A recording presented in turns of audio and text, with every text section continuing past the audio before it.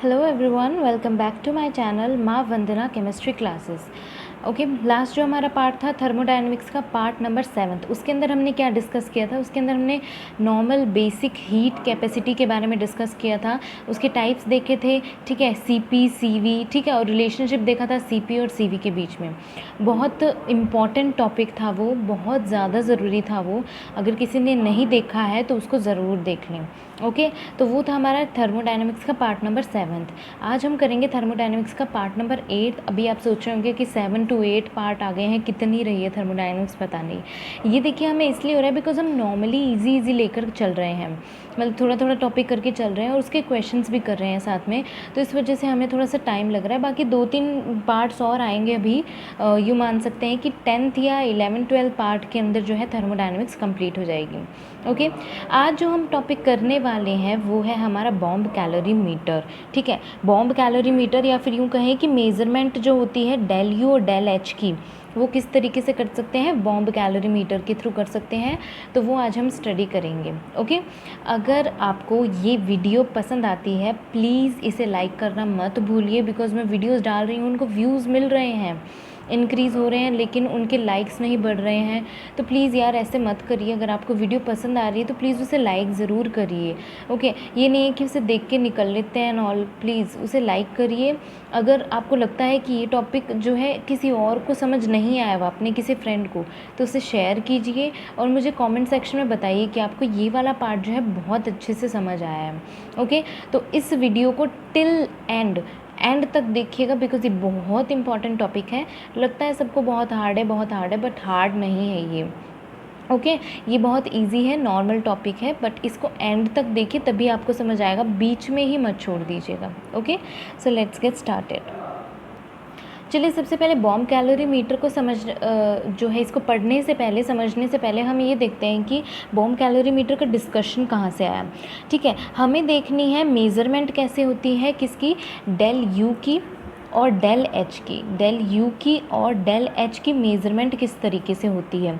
ठीक है, मतलब कि एनर्जी चेंजेस को, फिजिकल या केमिकल फॉर्म के अंदर एनर्जी चेंजेस को ऑब्जर्व करने के लिए क्या है, कैलोरी मीटर का यूज़ किया जाता है। ओके, कैलोरी मीटर, कैलोरी का मतलब ही यहाँ पे क्या होता है? हीट। ठीक है, मीटर का मतलब क्या है? कोई भी एक इंस्ट्रूमेंट या फिर कोई इंस्ट्रूमेंट जो हम ले रहे हैं उसके लिए, यानी कि जब भी डेल यू और डेल एच को मेज़र करने के लिए जो हमें इंस्ट्रूमेंट चाहिए उसको कहा गया है कैलोरी मीटर। ठीक है, कैलोरी मीटर ही होता है। कोई भी इंस्ट्रूमेंट जिसके बारे में स्टडी करते हैं वो होता है कैलोरी, मतलब वो होता है मीटर ही। ओके, उसको मीटर ही बोलते हैं, ध्यान रखिएगा।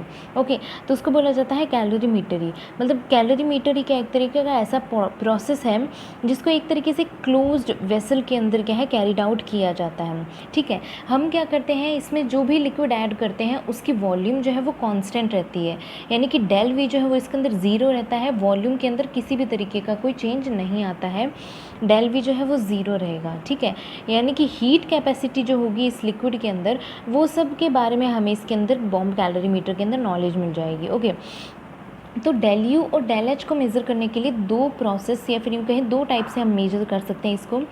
एट कांस्टेंट वॉल्यूम पे भी हम इसे मेज़र कर सकते हैं एंड एट कांस्टेंट प्रेशर पे भी हम इसे मेज़र कर सकते हैं। ठीक है, कांस्टेंट वॉल्यूम जो होगी वो हमारा मेज़रमेंट उसके अंदर हम देखेंगे डेल यू का, और कांस्टेंट प्रेशर जो होगा उसके अंदर हम मेज़रमेंट जो है वो देखेंगे डेल एच का। ओके, चलिए, सबसे पहले डेल यू की मेज़रमेंट के लिए हमने यूज़ किया है bomb calorie meter. Bomb calorie meter जो है वो हमारा कुछ इस तरीके से दिखता है, दिख रहा होगा आपको सबको। लेबल नहीं किया है, ये लेबल मैं जैसे आपको समझाते जाऊंगी वैसे वैसे करते जाऊंगी। ओके, बॉम्ब कैलोरी मीटर में ये है एक लार्ज कंटेनर और उसके अंदर एक छोटा सा बॉम्ब रखा जाता है, इसको बॉम्ब बोलते हैं एक तरीके से कि यही बॉम्ब है। ठीक है, बड़े कंटेनर के अंदर एक छोटा कंटेनर रखा जाता है। ये जो कंटेनर है इसकी जो वॉल्स हैं वो सब की सब क्या होती हैं, मतलब कंडक्टिंग नेचर की नहीं होती है, ना तो हीट और ना ही एनर्जी, कोई भी चीज़ जो है इन दोनों में से, इसमें से पास आउट नहीं होती है, यानी कि ये जो वॉल्स होती हैं ये नॉन कंडक्टिंग इन नेचर होती है। ओके, चलिए, नेक्स्ट चीज़ है, हम जो यहाँ पे ले रहे हैं ये वाटर है। ठीक है, यही हम कह रहे हैं कि इसकी जो वॉल्यूम है वो क्या रहेगी, कांस्टेंट रहेगी। ठीक है, यानी वॉल्यूम के अंदर किसी भी तरीके से कोई चेंज नहीं आ रहा होगा। ये है हमारा बॉम्ब, इसको हम बॉम्ब बोल देते हैं। ओके, ये है हमारा बॉम्ब। ये जो दो दिखाए गए हैं आपको, ये है फायरिंग लेड्स। क्या है ये है फायरिंग, FIRING, ओके। ये है फायरिंग लेड्स। इनका काम होता है इग्निशन का, यानी कि इग्निशन प्रोवाइड करते हैं। जस्ट अ सेकेंड, या इनका काम क्या होता है, इग्निशन का, ठीक है। यहाँ पे हमने रखा हुआ है हमारा सैंपल। ये जो है, जो मैंने रेड लाइनिंग से शो किया गया है, ये है हमारा सैंपल। Sorry, spelling mistake. ये है हमारा सैंपल, ओके। ये हमारा सैंपल है। चलिए अब आगे देखते हैं। नेक्स्ट थिंग है ये जो है, ये है इनलेट है किसके लिए, ऑक्सीजन के लिए। इनलेट फॉर ऑक्सीजन, ऑक्सीजन के लिए क्या है, इनलेट है। ये हो गया हमारा सैंपल। सैंपल के अंदर हम मान लेते हैं हमारे पास में फ्यूल रखा हुआ है हमने यहाँ पे, ओके। ये हो गई हमारी फायरिंग लेड्स। ये हो गया हमारा ऑक्सीजन का इनलेट। इसके अंदर क्या है, ऑक्सीजन को डाला जाता है, O2 की प्रेजेंस में होता है ये, यानी कि O2 under pressure, O2 under pressure की कंडीशन के अंदर होता है ये। ऑक्सीजन क्यों इसके अंदर ऐड किया जाता है वो भी मैं आपको बता दूंगी। अभी एक बार हम सारा इसको लेबल कर लेते हैं, ओके। इसकी वॉल्स मैंने आपको बताई, बड़े वाले कंटेनर की वॉल्स होती है नॉन कंडक्टिंग, ओके। और जो छोटे वाला बर्तन जो है, जिसको हम कह रहे हैं बॉम्ब, इसकी जो वॉल्स होती हैं, ये होती है कंडक्टिंग इन नेचर, यानी कि ये क्या करती हैं, हीट और एनर्जी को अपने अंदर से पास आउट होने देती हैं, ओके। ये है हमारे पास में स्टिरर, STIRRER। स्टिरर घुमाने वाला जो होता है, इसके नीचे इस तरीके से तीन ये पंखे टाइप से प्रेजेंट होते हैं, ये घुमाने के लिए यूज़ में लेते हैं। इसको भी मैं बता दूंगी क्या काम का है। ये सबको आई थिंक समझ आ ही गया होगा। ये है थर्मोमीटर, ये है थर्मोमीटर। चलिए अब हम देखते हैं सबसे पहले होता क्या है बॉम्ब कैलोरीमीटर के अंदर। ये जो यहाँ पे आपको फायरिंग लेड्स दिखाए गए हैं, यहाँ से क्या होता है, इनको ऑन किया जाता है, इग्निशन दिया जाता है। जैसे इग्निशन इनको यहाँ दिया जाता है, यहाँ पे हमारे पास में फ्यूल जो होता है वो बर्न होने लगता है। ये बर्न बहुत अच्छे से तब होता है जब हमारे पास में प्रोवाइडेड अमाउंट ऑफ ऑक्सीजन होता है, बिकॉज़ यहाँ पे जो प्रोसेस होता है वो होता है प्रोसेस कंबशन का। यहाँ पे होता है कंबशन, ओके। और जो कंबशन होता है वो ऑक्सीजन की प्रेजेंस में ही होता है, ये हम सबको पता है। तो जब इसको लिमिटेड, मतलब यूँ कह सकते हैं कि स्पेसिफिक अमाउंट ऑफ ऑक्सीजन मिलेगी, तो फ्यूल जो है बर्न होना स्टार्ट हो जाएगा। ऑक्सीजन का मतलब, ऑक्सीजन का मेन यूज़ क्या है यहाँ पे, कंबशन का प्रोसेस जो है कैरिड आउट करवाने के लिए, कंप्लीट करवाने के लिए। जैसे ही ये बर्न होना शुरू हो जाएगा, इसमें से क्या है, कुछ हीट निकलनी शुरू हो जाएगी, ओके। मैंने आपको बताया ये जो कंटेनर है बॉम्ब कैलोरीमीटर का, ये जो कंटेनर है बॉम्ब, ये क्या होता है, ये वॉल्स जो होती है इसकी कंडक्टिंग होती है। इस वजह से क्या करते हैं, इस हीट को क्या है, बाहर की तरफ, बाहर वाला जो कंटेनर है जहाँ पे वाटर प्रेजेंट है, वहाँ पे क्या करती हैं, ये इस हीट को वहाँ ट्रांसफ़र कर देते हैं, बिकॉज ये वॉल्स क्या है, कंडक्टिंग इन नेचर है, ओके। तो यहाँ पे ये जो स्टिरर प्रेजेंट है, जैसे ही रिएक्शन स्टार्ट हो जाएगी, ये स्टिरर प्रेजेंट है, इसको क्या करेंगे, पूरे वाटर के अंदर घुमाया जाता है। इस तरीके से ये स्टिरर है हमारा, इसको पूरे वाटर के अंदर घुमाया जाता है, ताकि हम क्या कर सके, टेम्परेचर चेंज मेज़र कर सके। यानी जैसे हीट जो है, हम क्या करेंगे, जैसे इस प्रोसेस का कंबशन होना शुरू होगा, हीट रिलीज़ होगी, हीट जो है वो इस वाटर के अंदर आएगी, बिकॉज इसकी वॉल्स कंडक्टिंग इन नेचर है। वाटर के अंदर आएगी तो वाटर का टेम्परेचर चेंज होगा, तो चेंज इन टेम्परेचर हम यहाँ से क्या कर सकते हैं, मेज़र कर सकते हैं। देखिए यहाँ पे मेन यूज़ जो है स्टिरर का वही होता है कि अगर हम इसको पूरे वाटर के अंदर नहीं मिक्स करेंगे, तो इस पॉइंट का टेम्परेचर अपना अलग होगा, और इस पॉइंट का टेम्परेचर, मतलब वाटर के अंदर हर जगह का टेम्परेचर अपना अलग होगा।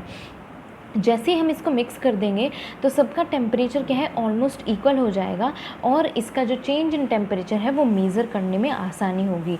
यानी हम इक्वली बता सकेंगे कि कौन से पॉइंट पे जो है टेम्परेचर कितना है और कौन से पे कितना नहीं है। मतलब यहाँ पे जो है हम आसानी से चेंज इन टेम्परेचर को मेज़र कर सकेंगे, ओके। तो ये यूज़ है मेन स्टिरर का। ऑक्सीजन का मैंने आपको बता ही दिया। ऑक्सीजन का मेन यूज़ क्या होता है, यहाँ पे कंबशन के प्रोसेस को कैरिड आउट करवाने के लिए, ठीक है। ये था कंप्लीट बॉम्ब कैलोरीमीटर का प्रोसेस। हमें पता है कि जब डेल V यानी चेंज इन वॉल्यूम जो है वो ज़ीरो होता है, तो वर्क डन जो होता है वो भी ज़ीरो के बराबर होता है, यानी वर्क डन जो है वो भी हमारा ज़ीरो होता है। तो ऐसी कंडीशन के अंदर हम जो है हीट कैपेसिटी वाला फॉर्मूला यूज़ करते हैं, और उसी से जो है हम मेज़र करते हैं किसको, हमारी जो भी इक्वेशन है, या यूँ कहें कि डेल यू की मेज़रमेंट जो है हम उसी इक्वेशन से करते हैं। और हमारी इक्वेशन है वो Q इज़ इक्वल्स टू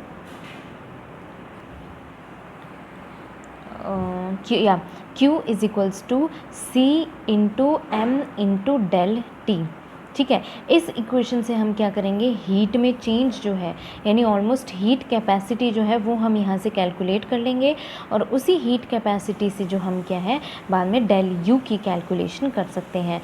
तो ये है यूज़ बॉम्ब कैलोरी मीटर का, कि हम बॉम्ब कैलोरी मीटर से किस तरीके से जो है डेल यू की मेज़रमेंट कर सकते हैं। ओके, अब आते हैं हम हमारे सेकेंड स्टेप पे। पहला तो पॉइंट हम देख चुके हैं कि कांस्टेंट वॉल्यूम पे किस तरीके से हम बॉम्ब कैलोरी मीटर का यूज़ करके डेल यू की जो मेज़रमेंट है कर सकते हैं। अब हम देखेंगे कांस्टेंट प्रेशर पे कैसे हम क्या है एंथैल्पी की कैलकुलेशन करते हैं। चलिए देखते हैं मेज़रमेंट ऑफ डेल एच जो है कांस्टेंट प्रेशर पे कैसे होती है। चलिए, यानी कि इसमें भी जैसे हमने यहाँ पे कांस्टेंट वॉल्यूम पे हीट चेंज देखा था, बिल्कुल उसी तरीके से हम यहाँ पे कांस्टेंट प्रेशर पे हीट चेंज देख रहे हैं। ठीक है, जनरली इसमें अंडर एटमॉस्फेरिक प्रेशर की कंडीशन को ही हम देखेंगे। जनरली होता क्या है, जब भी किसी रिएक्शन में हीट एब्जॉर्ब या इवॉल्व होती है कांस्टेंट प्रेशर पे, तो उसको कहा जाता है हीट ऑफ रिएक्शन या फिर एंथैल्पी ऑफ फ्यूजन। ठीक है, मैं एक बार यहाँ लिख देती हूँ, heat absorbed or evolved at constant pressure is called heat of reaction or enthalpy of reaction, जिसको हम डिनोट करते हैं डेल आर एच से। ठीक है, ये चीज़ ध्यान रखिएगा। मोस्टली होता क्या है, जब हमारे पास में रिएक्शन कौन सी हो, एक्सोथर्मिक रिएक्शन हो। एक्सोथर्मिक रिएक्शन के अंदर क्या होता है, जो हीट है वो इवॉल्व होती है, हीट इज़ इवॉल्व्ड। तो इस कंडीशन के अंदर जो है सिस्टम क्या करता है, सिस्टम हीट को लूज़ करता है। ठीक है, और जब मैंने आपको बताया था सिस्टम हीट को लूज़ कर रहा है, सराउंडिंग्स को दे रहा है, तो उसके अंदर जो हमारा Q है, हीट जो है वो हो जाएगी नेगेटिव के अंदर। ये मैंने आपको बताया था फर्स्ट वर्क डन और हीट को जब हमने कैलकुलेट किया था तभी बताया था। तो जिस वजह से जो हमारी एंथैल्पी ऑफ रिएक्शन है वो भी हो जाएगी नेगेटिव। ये कब कौन सी कंडीशन के अंदर होगा, जब हमारे पास में रिएक्शन एक्सोथर्मिक हो। इसी तरीके से जब हम देख रहे हो हमारे पास में रिएक्शन हो एंडोथर्मिक। एंडोथर्मिक के अंदर क्या होता है, देखो एक्सो से ही पता चला, एक्सो मतलब एग्जिट करना होता है। ठीक है, तो यानी कि रिलीज़ करना होता है एक्सो का मतलब, और एंडो का मतलब होता है अंदर लेना। तो ये जो होता है एक्सेप्ट करना होता है एक तरीके से। तो ये एंडोथर्मिक प्रोसेस के अंदर क्या होता है, हीट क्या होती है, एब्जॉर्ब की जाती है। हीट क्या होती है, एब्जॉर्ब की जाती है, और हीट एब्जॉर्ब की जाती है तो सिस्टम क्या करता है, हीट को लेता है, सिस्टम एक्सेप्ट्स, यानी हीट जो है सराउंडिंग से सिस्टम अपने पास में लेता है। इस कंडीशन के अंदर हीट जो है वो पॉजिटिव होती है, और हमारा जो एंथैल्पी ऑफ रिएक्शन है वो भी पॉजिटिव होता है। तो हमेशा ध्यान रखिए एक्सोथर्मिक और एंडोथर्मिक कंडीशंस के अंदर हीट की जो कंडीशन है वो क्या होगी।